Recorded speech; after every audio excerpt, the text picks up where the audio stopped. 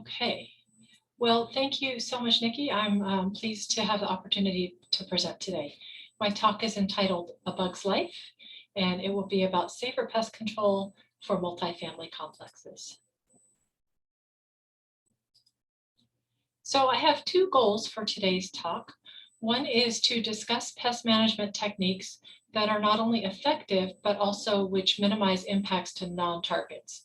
And that includes people, pets, and our environment.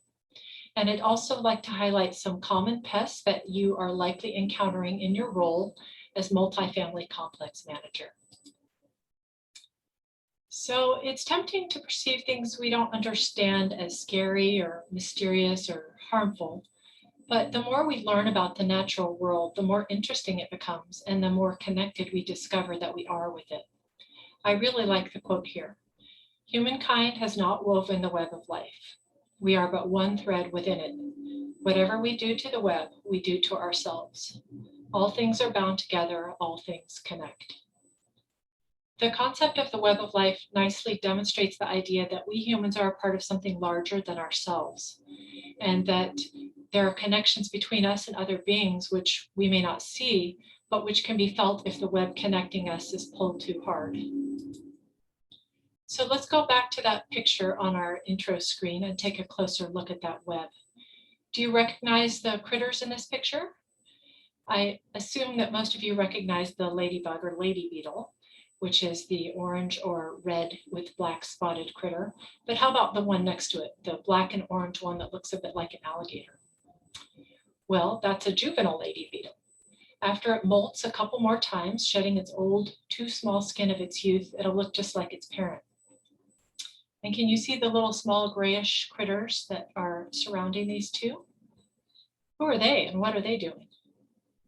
Well, they're aphids and they're feeding on a plant presumably in someone's garden. Aphids are common garden pests and they can wreak havoc on a plant. But what is going on in the picture? Well, the lady beetles, mother and child perhaps, are consuming the aphids. The mature lady beetles, ladybugs, will feed on 20 to 25 aphids per day, but the larvae can consume 10 times that number. They're performing pest management for the gardener. The relationship between aphids and lady beetles is a great example of the web of life, predator and prey. Now, if we as a gardener were to go in and kill those aphids as soon as we saw them, what would our hungry lady beetles eat? So when asked how to handle aphid problems, master gardeners encourage people to leave them alone. It's fun to hear stories from gardeners who see aphids, wait a few days, and then excitedly report seeing a fleet of lady beetles arrive and start chowing down. And this brings us to our first pest management technique, support beneficial insects. You can do this by giving them time to arrive on the scene if you have something feeding on your plants. You can also include plants in your landscape design choices that support beneficial insects. There are many resources for information about which kinds of plants support wildlife, including insects. Creating a welcoming environment ensures that they are standing by to fulfill their role in pest management. And minimizing insecticide use is another way you can ensure that beneficial insects will have your back when they are needed. What do you think is the ratio of pest to beneficial or neutral insects? The critter on the left is a weevil, which is a beetle whose young feed on and damage the roots of raspberries, strawberries, rhododendrons, and others. And on the right, we have a butterfly, an iconic and beautiful pollinator. Well, it's estimated that 96% of the world's insects are beneficial or neutral, and only 4% or fewer are pests. So let's define the term pest. A pest is any animal or plant which has a harmful effect on humans, their food, or their living conditions. So you can imagine that different people might have different ideas of what is a pest and what is not, but we frequently have shared experiences of these based on where we live.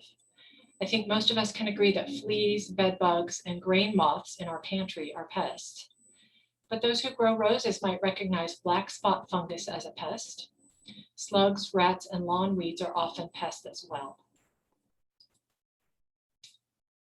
So integrated pest management, or IPM for short, is considered an effective and environmentally sensitive approach to pest management that relies on a combination of common sense practices. So IPM programs use current, comprehensive information on the life cycles of pests and their interaction with the environment. This information, in combination with available pest control methods, is used to manage pest damage by the most economical means and with the least possible hazard to people, property, and the environment. So this practice is used in a variety of industries, from agriculture and home gardening, also in schools and in public buildings. And so all of the techniques that we're going to mention today are examples of this strategy. The Master Gardener program receives many inquiries from the public seeking advice for managing pests. We get about 900 emails, calls, and in-person visits a year to ask about these kinds of things. However, in many cases, the pest in question is not actually a pest, or it is something that has been misidentified. Lichens are one such example. Lichens are fascinating organisms that are a symbiotic relationship between fungi and algae. Its presence on trees, sidewalks, or other places is not at all problematic. In fact, they're considered indicators of clean air. They're not found in areas with poor air quality. Hummingbirds use lichen as the finishing touches on their nests. So please think about that the next time you see some lichen and wonder what it's good for. Pest management technique number 2 is positively identify anything you plan to manage as a pest. And we can help with that. You can send us an email with photos of something you'd like identified, and we may be able to do so. I'll provide information on how to do that at the end of today's talk. That brings us to moss. Moss is another one of those plants or plant groups that we get questions about. And it's a group of plants that is perfectly adapted to life in the Pacific Northwest. Many people consider it beautiful and interesting, and it can be tolerated, even appreciated in the lawn. It's green year-round and doesn't require any fertilizers, mowing, or other care. So pest management technique number 3 is to tolerate some imperfection in the landscape. And this is truly a bona fide part of this very scientific regimen, and we recommend it quite often. Give yourself a break and realize that you don't have to wage war with everything you didn't plant. It's not uncommon for us to get pest management help requests from the public that start like this one. What can I spray to kill ants or moss or aphids or fungus? People seem to like the idea of handling pest problems with chemical pesticides. Chemical pest management is typically considered more toxic than other alternatives. While chemical management may ultimately be necessary in some cases, integrated pest management suggests other potential options to consider first. For example, cultural management techniques and mechanical or physical management techniques. So let's talk about some of those that you may want to consider before reaching for a chemical pesticide. In other words, how can we employ pest management technique number 4? Use least toxic methods first. A proactive way to manage potential pests is not to get them in the first place. Think about things you can do to make the environment uninviting to would-be pests, such as by keeping things clean. Debris and clutter are very attractive to many kinds of vertebrate and insect pests. Allowing standing, stagnant water to accumulate, which provides breeding opportunities for mosquitoes. Indoors, keep shower and sink drains clean and free of grimy buildup to avoid creating an environment for drain flies. Discourage the leaving out of pet foods outdoors, as it invites all kinds of critters from ants to rats to possums, raccoons. And manage trash cans in such a way that critters can't get into them. Next, consider mechanical or physical controls. Snails and slugs can simply be picked by hand and dropped into a dish of soapy water. Slugs are active at night, so a foray into the garden with a flashlight is a good way to catch them in the act. A sturdy stream of water from the hose can be used to dislodge a small paper wasp nest early in the morning before it gets too warm. Paper wasps, such as the one seen here, are minimally aggressive, and they rarely sting humans unless their nest is located near doors, near a fruit tree, or some other place where people are very active. Typically, they will not attack unless a person is very close. They live in relatively small colonies, as seen here, with often fewer than 20 cells per nest. And except for the overwintering queen, the wasp colony dies when the weather gets cold, and the queen will not use a nest for more than one season. So a paper wasp nest can be left alone if it's found in a place not frequented by people, or if found just before a frost is expected. Otherwise, they're not active on cold mornings, and they can easily be sprayed with a stream of water or even dislodged with a broom handle. I have done this many times near my front door. So contrast the paper wasp nest on the left, the one we just discussed, with two other kinds of wasp nests: an aerial yellow jacket nest in the middle and a ground nest on the right. These nests are home to wasps that are much more aggressive than the paper wasp. If either of these are discovered in a spot that can be avoided by people, then doing so is an option. However, if they're found in anywhere where people are likely to go, a pest management professional should be consulted. So if you can just remember what these three look like and which kinds of wasps can be found in them, that'll go a long way towards dispelling concerns about which wasps are more problematic than others. So some non-chemical wasp management strategies include things like eliminating dripping faucets to prevent them from gathering to use it as a water source, practicing good sanitation, again, keeping tempting trash cans closed, and putting out lure traps. You've probably seen these lure traps before. They should be sited away from where people gather, not in them. So if you have a picnic area or some other place that you're trying to keep wasps away from, that's not where you want to put them. These lure traps typically work best early in the wasp life cycle in April and May. By the time summer and fall comes, once colony numbers are high, they're not effective. So you have no need to put these out in the summer or fall.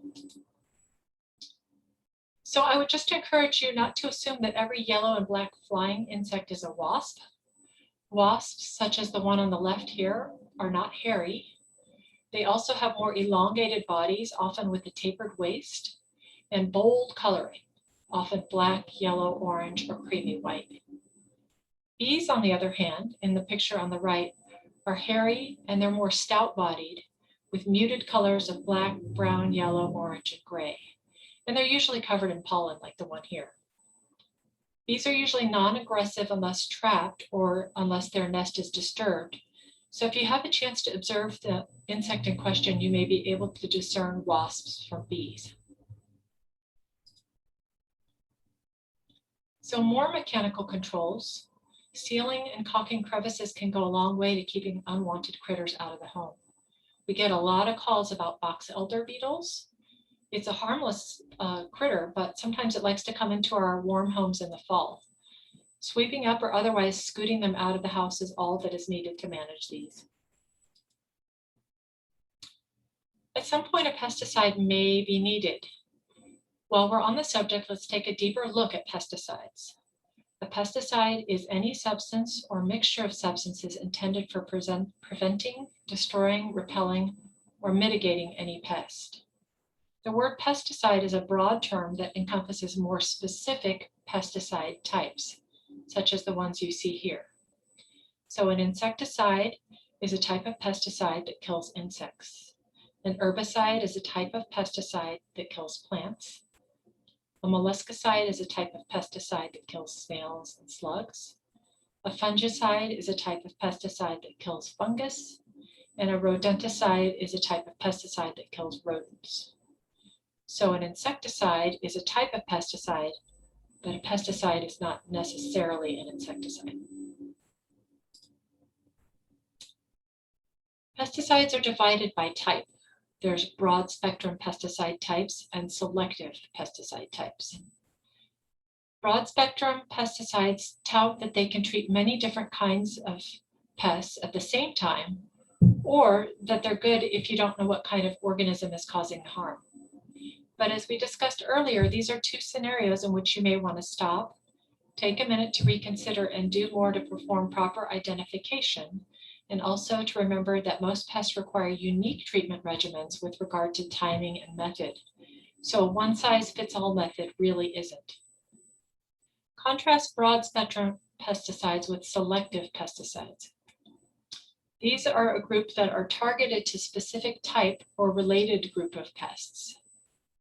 We highly discourage use of broad-spectrum pesticides. In addition to the problems we've already discussed, they pull on that web of life, killing beneficial organisms along with pests and also putting excess toxins into the environment. Why use a hammer when a scalpel will do? Pest management technique number 5 is avoid broad-spectrum pesticides.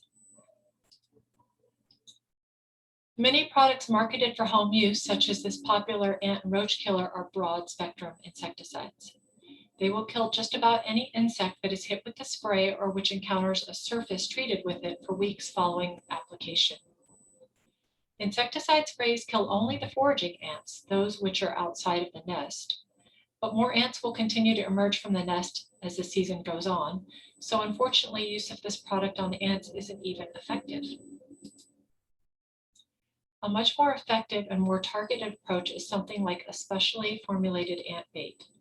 They target only ants, and they're sealed in a container that won't allow exposure by other insects, and they're also pet safe. The product in these baits is boric acid. Mixed with a sweet substance, it's designed to be retrieved by foraging ants and taken back to the nest, where it will be fed to those who don't leave the nest. So while it takes a bit longer to kick in, it's much more effective than a spray. When using a pesticide, it's essential that you read and follow the label. The label is the law. This example helps to illustrate the information that can be found on pesticide labels. It includes the trade name or the brand name under which the product is manufactured. In this case, that would be Pesticide Company. It also includes the product name. In this case, that would be Pest No More, and the type of product that it is. This is an herbicide. It'll also include a list of the target pests. This one mentions that it controls grasses and grassy weeds. And please note that if you are attempting to manage a pest that's not listed on the label, it's not considered appropriate for that type of pest and should not be used.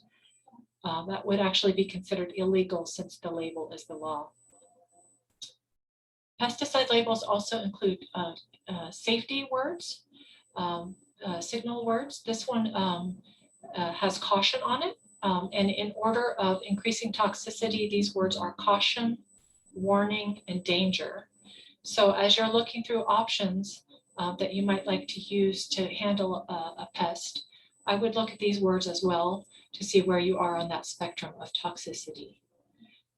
With regard to toxicity, the label also provides instructions on what to do in case of exposure, and this will often include exposure to skin, eyes, and inhalation, as these are considered the 3 pathways to pesticide toxicity.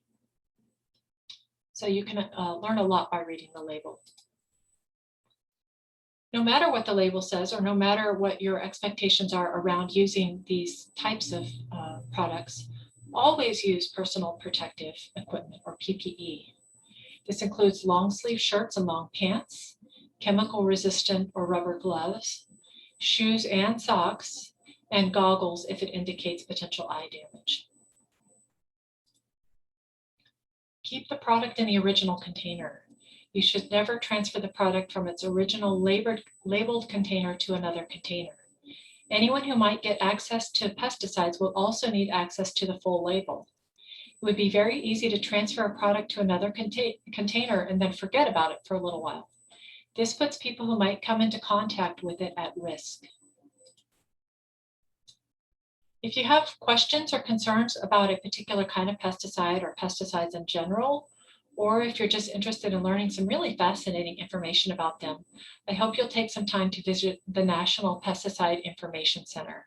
This is a really great website, which is a national website, but it's located in Oregon with Oregon State University.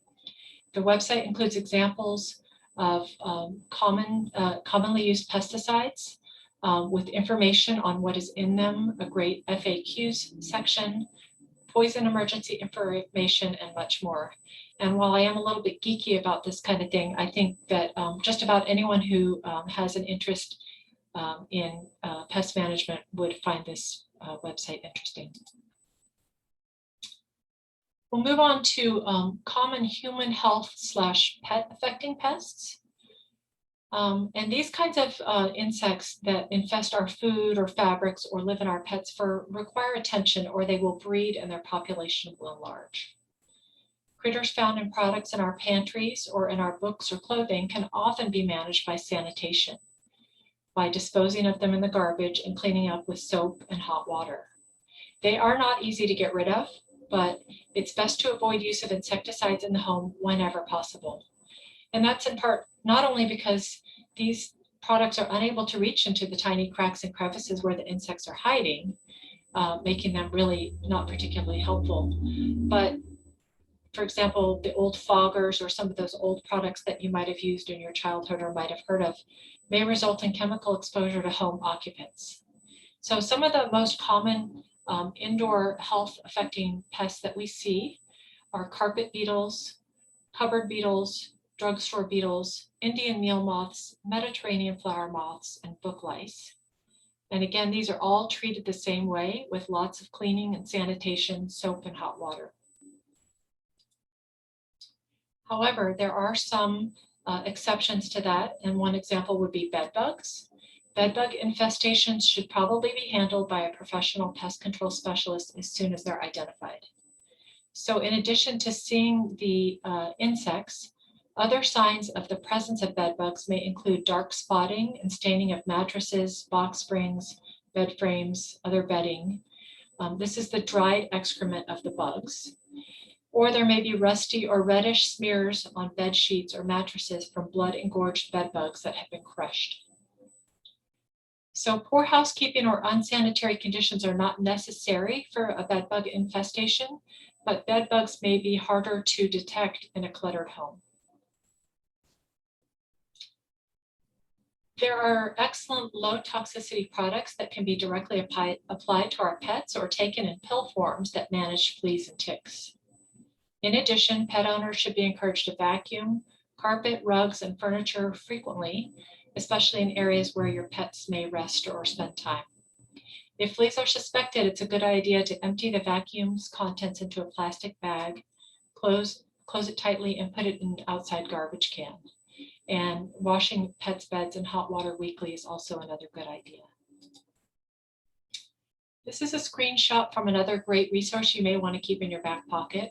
It's the Washington State Department of Health website. And so you can see the items that they cover there. This is directly from their website, so you can see kind of how it's laid out. They have some really helpful information on dealing with pests that have potential human health impacts. I put this here because there is no entity in Clark County that's responsible for serving as a resource for these kinds of issues as it relates to public health. I'd like to take a minute to talk about spiders. It has come to my attention that many pest control companies are generating service contracts with homeowners by suggesting that their package deals can, quote, handle your spider problems. 2 such salespersons have made this pitch to me this year. The problem is that spiders are not pests, but rather beneficial organisms. Most of them are small and inconspicuous, and the majority of them are incapable of harming humans. Spiders are predators, and they're very good at handling the real pest problems in your landscapes, the ants, the flies, the mosquitoes, etc. Such is the case with this beautiful garden spider. Spiders rarely bite people. They have become the targets of a smear campaign, giving them a reputation that they do not deserve. Our office gets numerous calls each year from people seeking an identification of spiders. And when I ask them why they'd like a spider identified, I'm often told that they're concerned that a spider is a black widow, a brown recluse, or a hobo spider. So let's take a look at these 3 commonly requested information spiders. Start with the black widow. The black widow does not live in Western Washington. They do live in Eastern Washington, so they can be occasionally found here if they're brought over on firewood or other materials.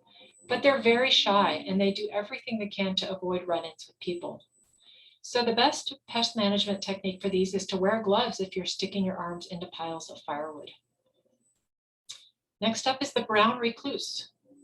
The spider does not live in Washington state at all, and so there's no reason to expect to see this spider here.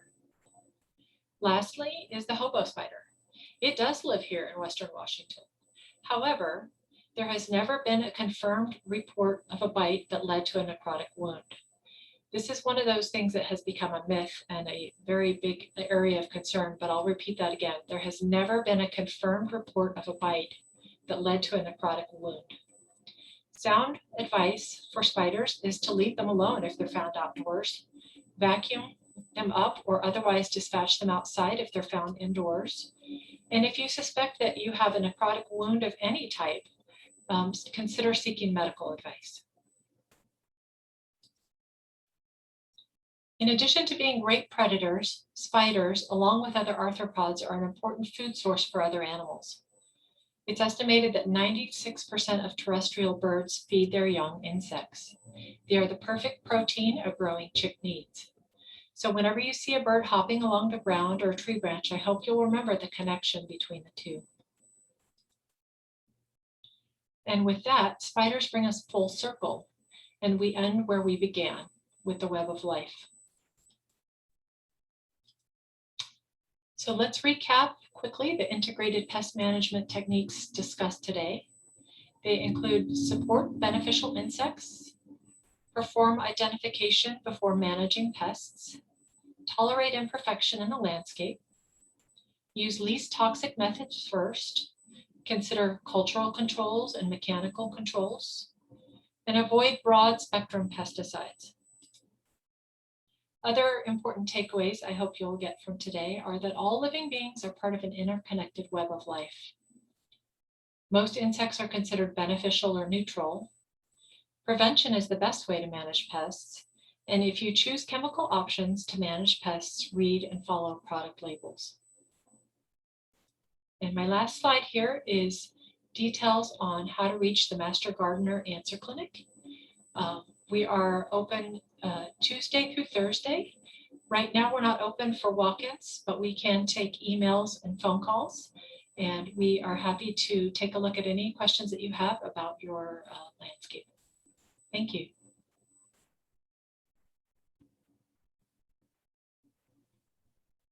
Thanks, Erika. That was a great presentation with so many real life examples of things we see in Clark County, and definitely some critters we see in multifamily properties.